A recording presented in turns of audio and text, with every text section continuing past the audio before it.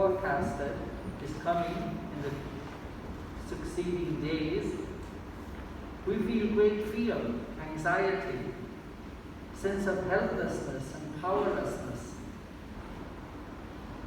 We feel so small, so vulnerable, because we know that in the face of a great storm, we are so insignificant. And then when the typhoon does actually come and passes over, we generally feel terrified, very fearful as to what might happen. The roof of our home may get swept away, something dreadful can happen to our family. We may be left homeless. And then after the storm has passed, there are mixed feelings. Sadness at the destruction that has been caused. People may have been injured or died. But also there's a feeling of relief, gratitude even, that we have survived, we have come through. And then a sense of hope that even though things are very difficult, we can start to rebuild, and that over time we will adapt to this new normal situation. So typhoons or storms bring up a lot of feelings of helplessness and powerlessness, and make us realize how vulnerable and small we are in the world. There are other kinds of storms that are not physical storms, but that also can be very difficult and create a sense of powerlessness and helplessness and have been overwhelmed.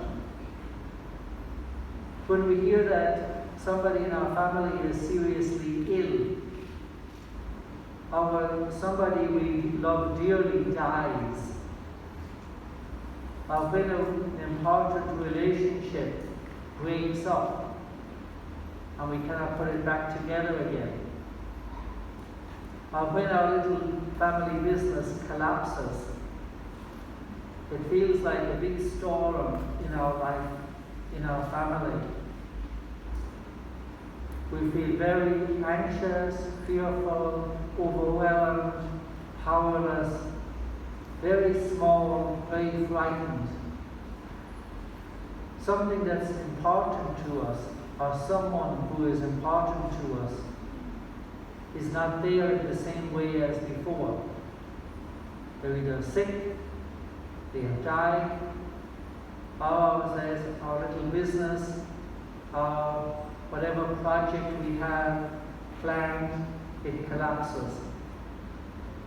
And so we feel like we do in a storm. We feel anxious, fearful, overwhelmed. And then afterwards, when we look back, we oftentimes feel sadness, but also maybe relief that we have survived, we have come through very difficult times. So today's gospel is about Jesus in a storm with his disciples. And it is a physical storm like a typhoon, but it's really an invitation to us to turn to Jesus, not just when there's a typhoon or a storm, but when there's actually some chaotic event in our own life, when there's a storm in our family, when there's a storm in our personal life. It may seem at those times that Jesus is asleep, that he doesn't care. We may feel like the disciples feel very vulnerable and alone and powerless. So we look at what the disciples did in today's gospel. They let Jesus sleep for a while, but then at some point they realized they needed him, so they woke him up. And they said, "Do you not care We are perishing. We are going down. What a beautiful prayer when we feel that we are caught up in a storm in our own personal life or in the life of our family. Turn to Jesus and say, Master, do you not care? Why are you asleep? We are perishing.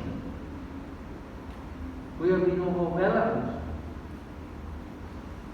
And as we see in today's gospel story, Jesus does wake up and rescues the disciples. So that's also our hope, that he will do the same for us when we are facing some great crisis, that we can turn to Jesus and that he will come to our help. Oftentimes, he doesn't calm the storm like he does in the gospel today. Oftentimes, what he gives us is the strength or the wisdom or the patience or the perseverance we need to endure the storm. Because usually when there is a big storm, either typhoon or some crisis in our life, we feel so small, helpless, we lose hope easily, we want to give up.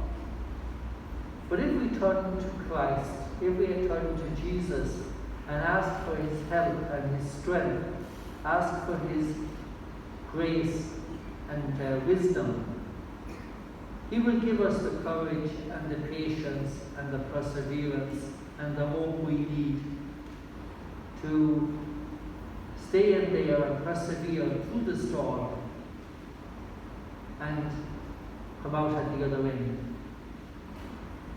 So that takes a lot of faith. And that's what Jesus says to the disciples.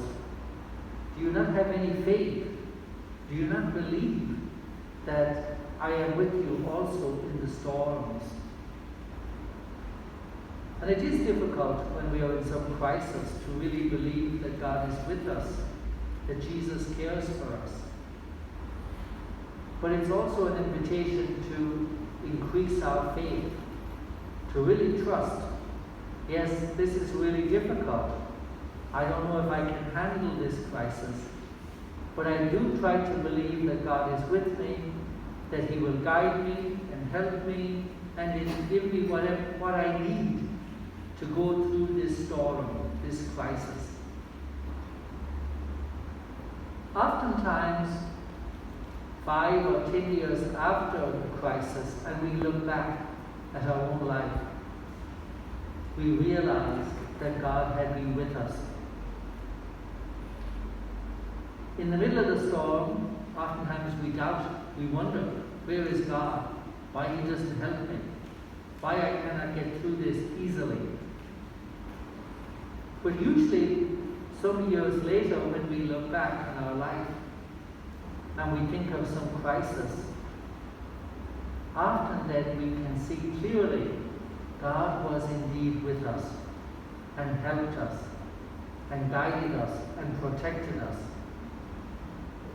through some great crisis. So it's an invitation to turn to God in moments of crisis, in times of crisis, to put our faith in him, to really believe that he is with us, cares for us, that he will provide for us, and to try and follow his path as best we can. And please God, later on, sometime later, maybe 3 years, 5 years, 10 years, when we look back, we will be able to see, yes, and understand God was indeed with us. God was indeed faithful. It was terrible at the time, but somehow through that crisis, I came to experience God's love and care in a new and deeper way.